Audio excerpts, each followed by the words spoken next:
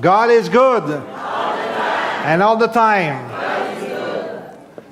Au travers des témoignages qu'on a entendus, on peut voir que Dieu est bon, puis Dieu est bon tout le temps. Amen. Je suis vraiment béni de servir le Seigneur. C'est un honneur qu'il m'a fait quand mon épouse et moi, il nous a appelés au ministère. Quand on a accepté le Seigneur, on venait de loin, les deux. Puis, on savait que Dieu avait quelque chose pour nous autres. C'est comme, il y avait quelque chose en dedans de nous autres qui brûlait pour le servir. Puis on ne savait pas c'était quoi. Comme je l'ai dit, je pensais que j'étais prêt à être un grand évangéliste, un mélange de Billy Graham puis Jimmy Swaggart. Puis, je prêche ta parole, mais pour chanter, j'ai laissé ça revers. Puis, c'est comme, on ne sait jamais aussi que le Seigneur nous appelle. On pense avoir des directions, mais le Seigneur les narrow down, nous dirige, les mettre plus précises comme le temps passe. Puis, pas que ma vie est terminée, mais on a commencé à servir le Seigneur il y a 32 ans. Puis, c'est comme, il me semble que ça fait juste hier. Ça passe vite, le temps. Puis, un jour, ça va être fini. Puis, c'est pas que je pense à ce jour-là. Je pense au jour que je vais être avec lui. Ça, c'est plus important que le jour qu'on ne sera plus sur la terre. Parce que quand on va être avec lui, c'est pour l'éternité. Amen. Puis ça va être le jour béni, le jour merveilleux. Puis j'ai hâte de me présenter devant lui. Pas à cause de ce que j'ai fait, mais juste pour le voir face à face. Parce qu'on va être transformé d'un nouveau corps. Savez-vous que quand on s'en va de l'autre bord, combien il y en a qui pensent qu'on va avoir chacun notre nuage, puis on va jouer de l'harpe? Tu vois? OK. Tu n'auras même pas besoin d'apprendre l'harpe, tu vas la savoir par cœur. Ça n'arrête pas là, hein? C'est qu'il va se passer des choses après. On va servir le Seigneur dans différentes fonctions selon ce qu'on va faire sur cette terre. Alors, c'est comme... Il y a beaucoup de choses qui sont merveilleuses, qui nous attendent. Il y a un témoignage qu'on a entendu durant la semaine de notre invité, son épouse, Connie, de pasteur Michael Player. Puis elle contait quand sa mère est morte, elle est décédée. Elle était sur son lit, avec 88 ans, je crois. Puis pendant 2 à 3 heures, elle avait la main comme ça dans les airs. Puis les médecins disent que c'est impossible pour une personne dans son état qu'elle puisse être dans un état comme ça. Puis elle disait qu'elle tenait la main de quelqu'un invisible. Je ne sais pas si c'est un ange ou c'est Jésus, mais elle regardait dans le monde invisible. Alors, quand tu te prépares de passer de ce stage-là à l'autre stage, il y a comme une transition. Puis tu es capable de voir apparemment, parce que j'ai entendu plusieurs témoignages, tu es capable de voir le nouveau monde dans lequel tu t'en vas. Puis elle tenait fort, fort, fort pendant 3 heures la main comme ça. C'était impossible physiquement. Puis elle regardait dans le monde. Puis elle avait un beau sourire.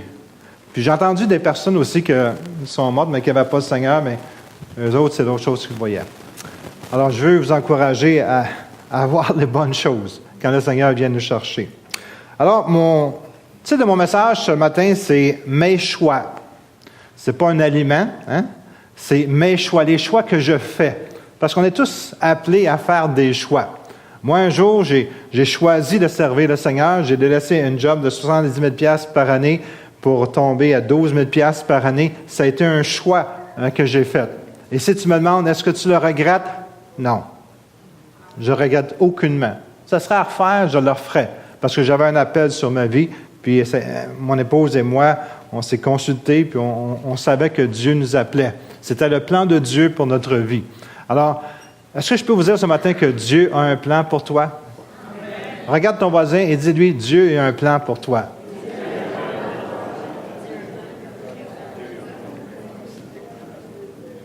Amen. C'est quoi ton nom? Oui? Perle. Perle. Sais-tu que Dieu a un plan pour toi? Oui? Peut-être que tu vas servir le Seigneur un jour. Amen. Il ne faut pas limiter le Seigneur. Il ne faut pas limiter le temps. Le temps appartient au Seigneur. Vous savez, nous, je suis né le 13 avril 1949. Puis les journées sont là, puis je vais possiblement mourir, ou à moins qu'il y ait l'enlèvement telle date. Mais Dieu, il n'y a pas de temps. Est-ce que tu es capable de t'imaginer ça? Dieu, il n'y a pas de temps. Il est toujours dans le temps. Il n'est jamais en retard. Amen. C'est de concevoir ça. Le fait que Dieu n'a jamais existé, pour moi, saute des plombs. Je ne peux pas concevoir parce que je suis tellement limité dans ma conception de qu'est-ce que je peux comprendre. Le fait de dire que Dieu a toujours existé, des fois, j'essaie de réfléchir là-dessus, puis il faut que j'arrête parce que ça commence à chauffer. Le fait de concevoir que Dieu a toujours existé, j'essaie de figurer comment il a toujours existé. Puis j'arrive pas à le figurer. Alors, il y a des choses que... Est-ce que vous êtes d'accord avec ce que je vais dire? Il y a des choses que Dieu connaît, puis moi, je ne connais pas. Amen. Alors, j'aime mieux laisser ça dans ses mains à lui, quand je ne comprends pas, que essayer des fois de comprendre par moi-même. Parce que si j'essaie de comprendre par moi-même, des fois, je vais faire, en bon québécois, un mess. Hein? Je ne ferai pas grand-chose de bon. Alors, ça nous dit dans la parole de Dieu, faites bien attention à votre conduite. Ne vivez pas sans réfléchir. Est-ce que vous connaissez des gens qui vivent des fois sans réfléchir?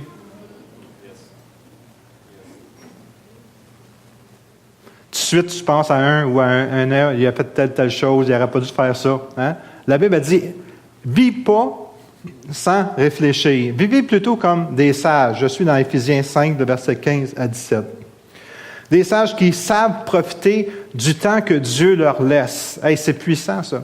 Dieu nous laisse du temps sur la terre. Notre temps, il est limité. On ne vivra pas éternellement sur la terre. Alors, profite du temps que Dieu te laisse. Les jours qu'on vit sont mauvais. C'est pourquoi, j'aime bien, c'est une version moderne, hein? Ne soyez pas stupides. Dis à ton voisin, ne sois pas stupide. S'il vous plaît, frappez-vous pas entre vous autres là, ce matin. Là. OK, vous avez le droit de dire ça. Je vous demande. Parce que quand tu dis à quelqu'un, hey, arrête d'être stupide, peut-être qu'il va sauter sur toi. Mais là, c'est permis de le dire dans le contexte qu'on lit. Hein? Charles, sois pas stupide. OK?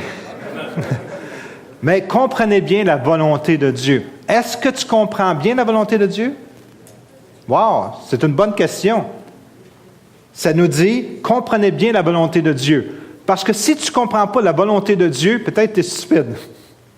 C'est ça que ça veut dire. Amen? Si tu analyses le texte, ça veut dire un peu ça. Alors, moi, je ne veux pas paraître stupide, je veux être dans la volonté de Dieu. Alors, il y a un président des États-Unis, Eleanor Roosevelt, qui a déjà dit, la philosophie, quand on parle de philosophie, c'est l'ensemble des conceptions. La philosophie d'une personne n'est pas le mieux exprimée par des mots, elle est exprimée dans le choix qu'on fait. À la longue, on forme nos vies et nous nous formons. Le processus ne finit jamais avant que nous mourions. Et les choix que nous faisons sont, en fin de compte, notre responsabilité. Alors, la raison que tu es là présentement, dans l'état que tu es, c'est à cause des choix que tu as faits. Tu peux dire, qu'est-ce que tu veux? Bien, les choix t'ont emmené où c'est que tu es là présentement. Si tu réussis, si tu es dans la paix, si tout va bien dans ta vie, tu as une paix intérieure, etc., tu as sûrement fait le bon choix. Mais si tu es tourmenté, etc., peut-être tu as fait des choix que tu n'aurais pas dû faire. Dans Deutéronome, le chapitre 30, le verset 19 à 20, la parole nous dit, « J'ai mis devant toi la vie et la mort, la bénédiction et la malédiction. » Ça nous dit, choisis la vie afin que tu vives. Qu'est-ce que ça nous dit ici? Le mot choisir veut dire, c'est à toi à choisir. Parce que souvent les gens disent, pourquoi que Dieu a permis que ça m'arrive? Puis pourtant, le passage nous dit, toi choisis. Alors c'est une chose que Dieu nous a laissée. Il nous a laissé libre de choisir. Eux autres, ce matin, ils ont fait le bon choix. Pourquoi? Parce qu'ils ont décidé de suivre qu'est-ce que Dieu demande de faire. Ils ont choisi de se faire baptiser. Parce que la parole dit, soyez sauvés et soyez baptisés. Alors ce matin, ils allaient être baptisés. Amen. Puis faites-en pas, je ne garde pas personne plus longtemps que 5 minutes. Vous n'avez pas à vous inquiéter. Juste quand je vois des ballons, j'arrête. J'ai mis devant toi... C'est moi qui choisis. J'ai mis devant toi la vie et la mort, la bénédiction et la malédiction. Choisis la vie. Le Seigneur nous encourage de choisir la vie, de choisir ce qui est positif, de choisir la bénédiction.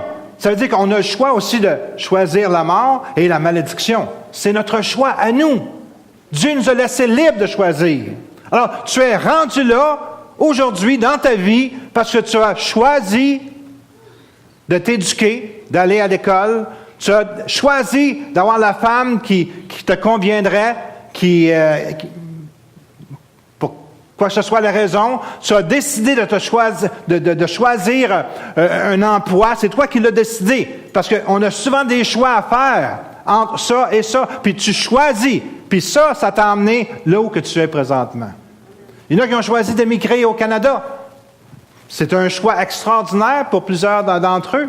Merci Seigneur. Moi, on n'a pas choisi ça. On a tous des décisions à prendre dépendamment de notre environnement. En fin de compte, nos choix, tous nos choix, nous dirigent premièrement à l'un des deux endroits spécifiques de l'éternité. Allô? Nos choix nous dirigent premièrement à l'un des deux endroits spécifiques de l'éternité. Jean 3,16 nous dit « Car Dieu a tellement aimé le monde qu'il a donné son Fils unique, afin que quiconque croit en lui ne périsse point, mais ait la vie éternelle. » Alors, qu'est-ce qu'il faut avoir pour avoir la vie éternelle? Qu'est-ce qu'il faut faire? C'est croire que Jésus est mort sur la croix pour tes péchés et l'accepter dans ton cœur. Ça, c'est une chose. On décide où c'est qu'on va passer l'éternité. Chacun d'entre nous autres, ici, présents, on a devant nous un choix. Le choix de la vie éternelle ou le choix de la condamnation éternelle. C'est un choix que Dieu nous donne. Il y a deux endroits, le ciel et l'enfer. Oh, voyons, non, l'enfer, ça n'existe pas. Écoute, si c'est vrai que ça n'existe pas, merci Seigneur pour la vie que j'ai menée sur la terre. Parce que j'ai toujours été heureux à servir le Seigneur. Si Dieu n'existe pas, c'est correct. Je ne m'en ferai pas. Mais si c'est vrai qu'est-ce que je dis, que Dieu existe, que le ciel et l'enfer existent, alors je ne veux pas changer de place avec toi. Amen. Alors on a le choix de choisir où c'est qu'on va être pour l'éternité et également on a le choix de choisir une position spécifique dans l'endroit qu'on aura choisi. Dans le ciel, il y a des endroits spécifiques. On peut être avec le Seigneur pour l'éternité et on va servir le Seigneur dans des positions spécifiques. Ça veut dire qu'il y en a qui vont gouverner une ville, 2 villes, 10 villes. Je ne sais pas, il n'y a pas vraiment d'explication précise de qu'est-ce qu'on va faire. Mais comme je l'ai dit tout à l'heure, Réginald, tu ne seras pas sur un nuage en train de jouer de l'harpe. OK? On va servir le Seigneur. Puis c'est ça qui est merveilleux. Le Seigneur ne nous dit pas tout sur ce qui va arriver. Mais juste d'être dans sa présence, ça va être quelque chose d'extraordinaire. Mais aussi en enfer, vous allez dire, peut-être c'est pas plaisant de parler de ça, de la journée de baptême, mais il faut en parler. Il y a des endroits spécifiques. Ceux qui ont été le plus méchants, c'est ce qui nous a été rapporté des gens qui ont visité l'enfer. Le Seigneur a permis qu'ils puissent aller voir ça. Mais il y avait des endroits spécifiques aussi. Ceux qui ont vraiment été méchants vont souffrir plus que ceux qui ont été moins méchants, mais l'enfer, c'est l'enfer. Alors, c'est comme moi, j'ai choisi de servir le Seigneur. 2 Corinthiens 5,10 nous dit, « Nous devons tous nous présenter devant le tribunal de Christ. » On parle pour les chrétiens. « Alors, chacun recevra ce qui lui revient et ce qu'il aura fait de bien ou de mal pendant sa vie sur la terre. » Chacun d'entre nous autres, on va être jugé par le Seigneur. C'est lui qui va décider qu'est-ce qui va arriver après. Alors, c'est quoi les obstacles à les bonnes décisions? Pourquoi qu'on prend des mauvaises ou des bonnes décisions? La première chose pour les bonnes ou les obstacles à des bonnes décisions, c'est, mon père disait dans le temps, tête de cochon. Hein? Est-ce que vous savez l'expression, une tête de cochon? C'est une tête, quelqu'un qui a la tête dure. C'était des expressions dans la jeunesse qu'on entendait. C'est notre volonté personnelle ou notre entêtement. On est entêté. On ne veut pas changer. Je ne demanderai pas s'il y a des têtes de cochon ici, faites-vous-en pas. C'est correct. Le psaume 32, le verset 8 et 9 nous dit, « Le Seigneur m'a dit, je vais t'enseigner et te montrer la route à suivre. Je vais te donner un conseil en gardant les yeux fixés sur toi. » Le Seigneur nous dit ça. Mais il nous dit tout de suite après, « Le cheval et le mulet sont stupides. Il faut les freiner, les arrêter, les guider pour les faire obéir. Ne leur ressemble pas. Alors rien de mal ne t'arrivera. » Autrement dit, sois pas entêté dans ta mauvaise décision. Ça veut dire que souvent, il nous arrive des choses mauvaises, le mal, etc.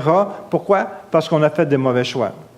Combien qui nous, ici présents ce matin, s'il y aurait le choix de changer d'idée sur des choix qu'ils ont faits dans le passé, ils voudraient le changer?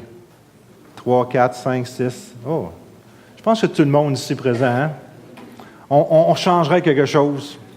Peut-être que je n'aurais pas acheté tel char que j'ai acheté, parce que ça a été une minoune, ou je n'aurais pas rencontré telle personne, ou je n'aurais pas travaillé là, ou je n'aurais pas fait ci. Il y a toutes des choses qu'on apprend. Okay? On apprend de nos erreurs. C'est comme une jeune professionnelle qui avait un emploi très haut placé, puis on a été la voir pour lui poser des questions, puis on lui a dit « Comment tu es arrivé à ton poste? » Elle a dit « Bien, écoute, c'est facile, j'ai pris des bonnes décisions. » Puis elle a dit « Comment tu as pris des bonnes décisions? » En prenant des mauvaises décisions. Puis on apprend des fois dans la vie. Il y a des différentes choses qui nous arrivent, puis c'est comme, on ne prend pas toujours les bonnes décisions, même si on est bien intentionné pour les prendre. Alors, on peut inclure également, deuxième obstacle dans notre vie, c'est le manque de sincérité. Ça nous dit dans Jérémie 42, le verset 20-21, « Vous m'avez chargé de consulter le Seigneur votre Dieu. Vous m'avez dit, priez pour nous que le Seigneur, notre Dieu.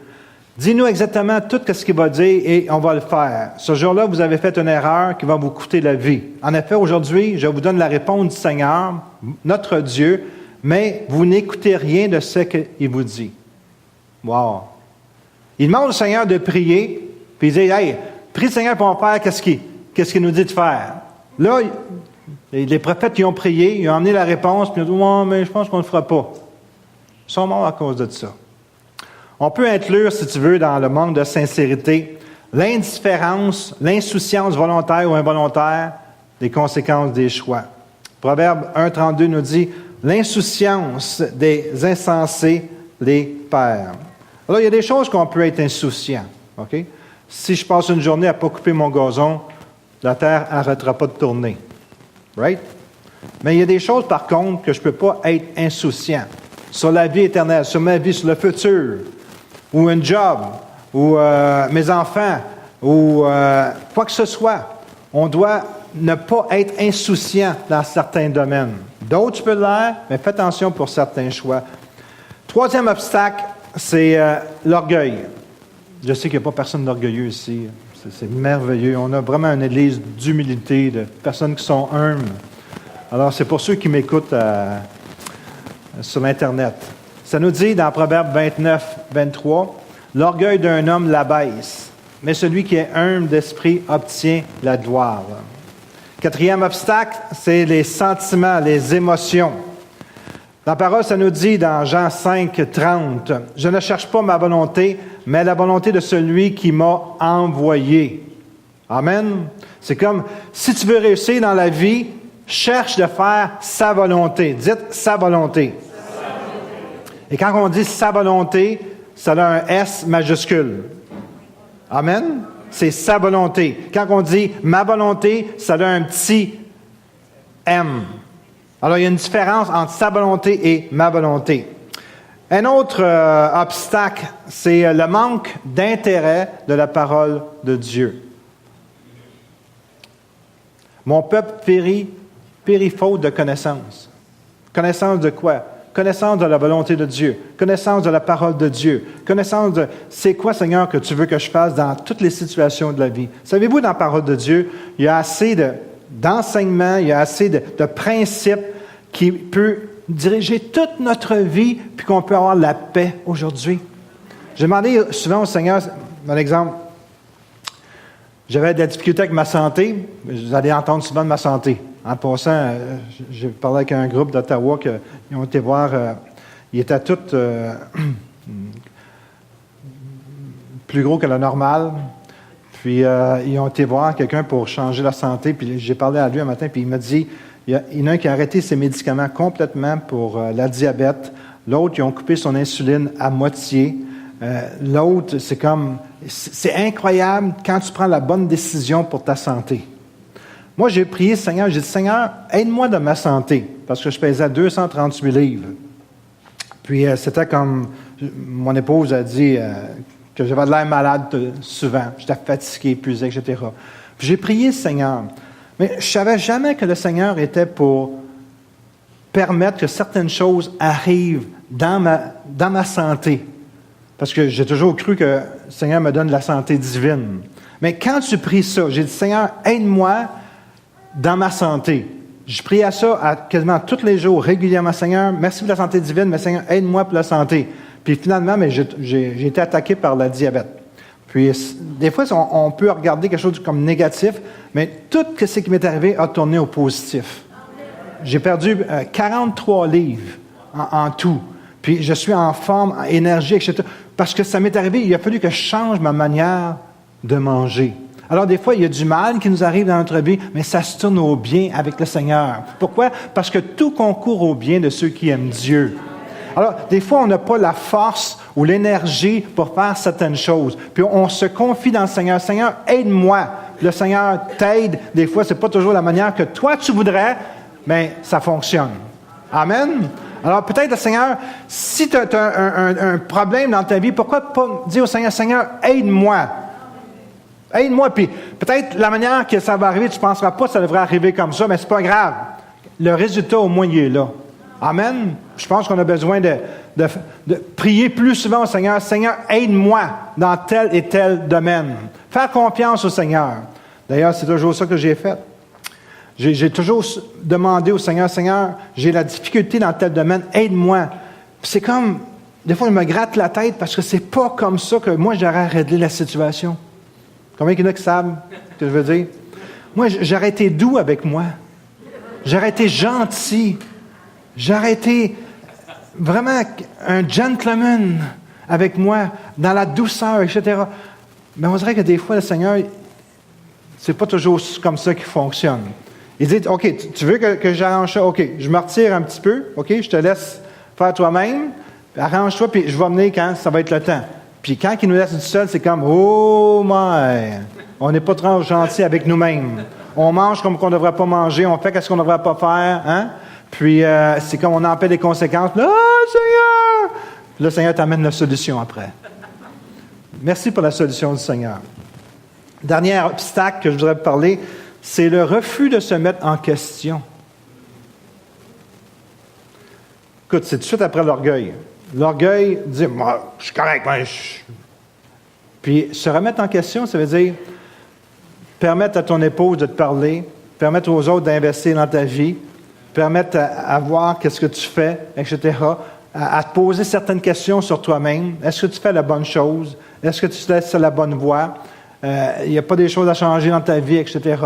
Alors, ça, c'est des obstacles pour les bonnes décisions. Maintenant, les éléments qui nous aident à faire les bons choix. Premièrement, c'est la prière. On doit chercher une direction dans la prière. Le psaume 139, 24 nous dit « Regarde si je suis sur une mauvaise voie et conduis-moi sur la voie de... » Sur la voie de... Amen. Deuxièmement, c'est par une révélation des Écritures. Le psaume 119, verset 5 nous dit « Ta lampe ou ta parole est une lampe à mes pieds, une lumière sur mon sentier. » Vous voulez être bien éclairé? Hier, j'ai acheté une lampe à poche. Je vous encourage de le faire vous-même. D'acheter ça, c'est une nouvelle lampe à poche. Robert il va être très intéressé par ça parce que Robert il aime les lampes à poche. Il a fallu que j'aille chercher une lumière pour mettre en dessous de mon carport pour éclairer le soir. Puis j'ai vu une lampe à poche qu'il y a 6 éléments différents dedans. Il y en a un, c'est pour, tu sais, la lumière rouge, ça fait ça comme ça. Puis tu as un aimant. Alors, si tu as un problème avec ton auto, tu arrêtes puis tu mets ça sur ton toit, puis rouge comme ça. Fait que si tu es en pleine nuit, ça va indiquer aux gens qu'il y a un problème là. Deuxième chose que ça fait, il y a comme quelque chose qui coupe pour couper la ceinture de sécurité si jamais tu es pris. Puis un autre, c'est comme un petit marteau, la pointe d'un marteau bien pointu pour casser ton windshield. Parce que si tu es pris puis il y a un feu dans le windshield, tu peux essayer de défoncer avec tes pieds, puis ça ne marchera pas. Tu utilises ça, tu fais comme juste un trou là-dedans, puis le windshield s'écrase. Puis tu as une lampe à poche, puis tu as une lumière qui fait ça comme ça. C'est un gadget, hein? Gadget man. Mais j'ai resté pris l'autre fois sur l'autoroute Montréal-Toronto, puis il commençait à faire noir. Là, j'ai dit, regardons ça. Si j'aurais eu ça, j'aurais pas été capable de mettre ça pour que les autos puissent voir qu'il y a un problème, là. Peut-être que ça va me sauver la vie. Mais cette décision que j'ai prise m'a coûté, je pense, 10 $. Je sais que Robert va aller s'en chercher une après l'Assemblée, là. Mais vous pouvez rire, OK? Mais si jamais ça t'arrive, que tu es pogné en pleine nuit, dans la noirceur la plus complète, puis ton char stalle, ton auto arrête, tu as un problème, puis tu n'es même plus capable de t'enlever de la route, une petite lumière avec des flashs qui fait choc rouge comme ça peut sauver ta vie. Alors, juste pour vous montrer, c'est une décision. Toi aussi, Alain, tu vas t'en chercher un, hein? C'est une décision que j'ai prise qui peut peut-être sauver ma vie. Une décision simple, tu sais, anodine. Mais sais-tu, quand que le danger s'en vient vers toi, tu aimeras ça être préparé. Puis le danger, un jour, va venir contre nous autres. Puis si on est bien préparé avec notre petite lampe pour éclairer, pour pas qu'on se fasse frapper, ça peut être très utile. Puis tu vas être vraiment content d'avoir dépensé 10$ pour ça. Je te le garantis. Alors, les Écritures sont là pour nous aider. Plus on est imprégné des Écritures, plus la voix du Saint-Esprit est claire et facile à entendre. Également, prenez le temps de méditer sur les décisions à prendre. Il y a une chose que j'ai appris dans la vie, quand je suis pressé de faire quelque chose, c'est souvent le diable qui me presse. Quand je suis prêt, c'est comme un vendeur qui vient de voir. Monsieur, il faut absolument que vous achetiez cette auto-là. Il y a 3 personnes qui attendent votre réponse parce que les autres veulent venir l'acheter, là. OK? C'est vraiment le meilleur char qu'il n'y a pas. Tu dis, je vais être le 4e sur la liste, OK? Presse-toi pas. Il y a des vendeurs, des fois, à pression. Presse-toi pas. Prends le temps. À chaque décision importante, moi et mon épouse, qu'est-ce qu'on fait? C'est qu'on se donne 24 heures avant de prendre la décision. Tu achètes une auto, 24 heures. Tu achètes une maison, 1 semaine. Écoute, arrête d'être impulsif. OK? Prends le temps de bien réfléchir à faire les bonnes choses. Je ne suis pas entendu un amen le matin? Ça nous prend également, pour prendre les bonnes décisions, un témoignage intérieur. Paul nous dit, de ville en ville, le Saint-Esprit m'avertit. Le Proverbe 32, verset 8 nous dit, je t'instruirai et te montrerai la voie que tu dois suivre. Je te conseillerai, j'aurai le regard sur toi. C'est comme des fois un feu vert ou un feu rouge. Est-ce que vous savez de quoi que je dis? Un feu vert ou un feu rouge. C'est comme, des fois, il y a quelque chose... En tout cas, moi, c'est comme ça fonctionne. Le feu vert, ça veut dire que j'ai une paix pour ça. Mais souvent, il y a un feu rouge. Puis le feu rouge, il n'est pas rouge, rouge, rouge. Il est rouge. Je ne sais pas si vous savez ce que je veux dire. C'est comme, le Seigneur ne s'assinera pas avec toi. Il va te laisser libre parce qu'il te dit, choisis. Alors, tu as la liberté de choisir. Mais en dedans de toi, il dit, un feu rouge. C'est difficile à décrire. Parce que c'est comme le Seigneur, jusqu'à un certain point, dans beaucoup de domaines, c'est un gentleman. Mais c'est comme, il te fait savoir que c'est peut-être pas la meilleure décision, puis que tu vas avoir des conséquences après si tu prends cette décision-là. Mais c'est comme, tu te sens pas bien à faire cette chose-là. Et le plus que tu lis la parole, le plus que tu lis la Bible, le plus que tu pries, le plus que tu es sensible à recevoir le feu rouge, puis le feu vert également. Le feu vert, c'est comme tu sens une paix. Fais attention, par contre, que ce ne soit pas tes émotions. Amen. Amen? Parce qu'il y a des gens qui ont toujours la paix. « Oh, je veux ci, je veux ça, je vais acheter ci, je vais acheter ça. » Cool. Parce que des fois, c'est des émotions qui te poussent à faire les choses. Une autre chose, c'est le conseil des personnes sages et d'expérience, surtout ceux qui ont des cheveux blancs. Il y en a beaucoup qui ont des cheveux blancs, mais sont teints. Hein?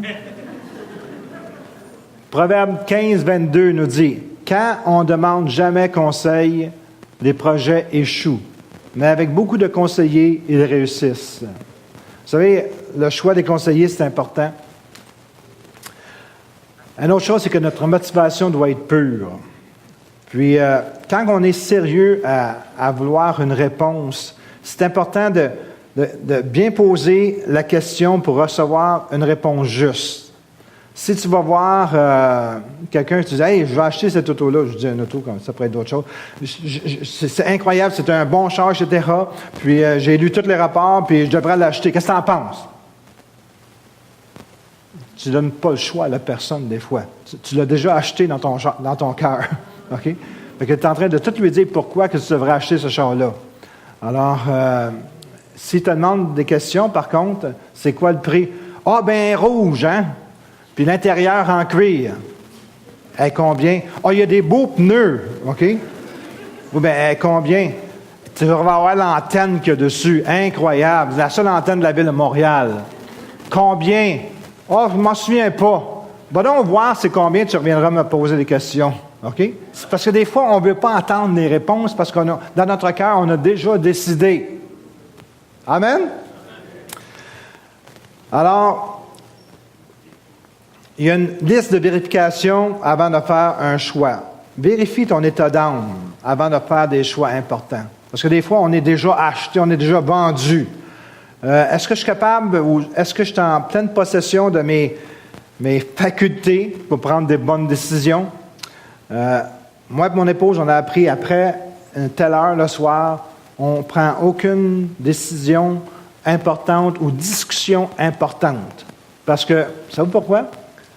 Parce qu'on a appris qu'après 10 heures, mettons, là, ou peut-être 9h30, peut-être après 9 heures, en vieillissant, tu vas te coucher plus de bonne heure. Après une certaine heure, tu ne penses plus aussi clairement que quand tu es en pleine journée. Alors, souvent dans le passé, je disais des choses que je n'aurais pas dû après 9 heures. Puis à ça, je dis, écoute, si tu veux, on va en parler demain. Alors, c'est un bon conseil. Tu te poses la question, c'est quoi les motifs qui me poussent à faire tel choix? Est-ce que je donne pour recevoir? Il y avait déjà des pasteurs qui me disaient, « Hey, viens, je vais t'inviter, puis tu m'inviteras. » Écoute, moi, je veux inviter quelqu'un qui va nourrir mon troupeau. Amen? Qui va nourrir l'Église. On n'est pas là pour faire des échanges, là. Est-ce que j'ai la crainte de Dieu ou je m'en fous? Le psaume 25, 12 nous dit, « Quel est l'homme qui craint l'Éternel? L'Éternel lui montre la voie qu'il doit suivre. » Est-ce que ça va m'aider à accomplir mes buts? Est-ce que c'est une bonne gérance de mes ressources? Est-ce que c'est biblique? Est-ce que ça glorifie le Seigneur? Alors, il y a bien des choix dans la vie qu'on peut faire. Mais le plus important, c'est celui qui nous relie à l'éternité. Robert? On peut se permettre de faire un mauvais choix sur certaines choses, mais on ne peut pas se faire un mauvais choix sur des milliards d'années et plus. Parce que l'éternité, c'est des milliards d'années. Encore une fois, c'est difficile pour moi de figurer que Dieu va permettre à des gens de souffrir pendant des milliards d'années. Je ne peux pas le concevoir, ça, pour différentes raisons. Mais il y a des gens qui vont se retrouver, puis ils vont être là pendant des milliards d'années parce qu'ils ont pris une mauvaise décision. La question la plus importante que j'entends souvent quand le mal y est fait, comment ça se fait que Dieu m'a laissé prendre cette décision-là?